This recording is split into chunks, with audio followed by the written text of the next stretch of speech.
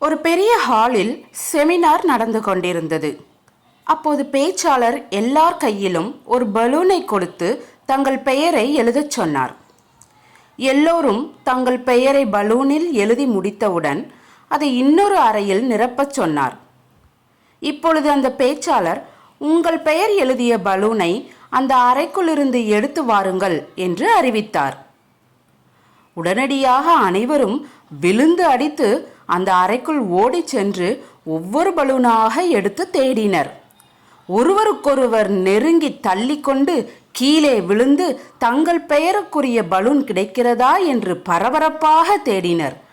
5 நிமிடம் கடந்த போதிலும் ஒருவராலும் தங்களுக்குரிய பலூனை தேடி கண்டுபிடிக்க முடியவில்லை. இப்பொழுது அந்த பேச்சாளர் சொன்னார், ஒவ்வொருவரும் ஒரு பலூன் மட்டும் எடுங்கள்.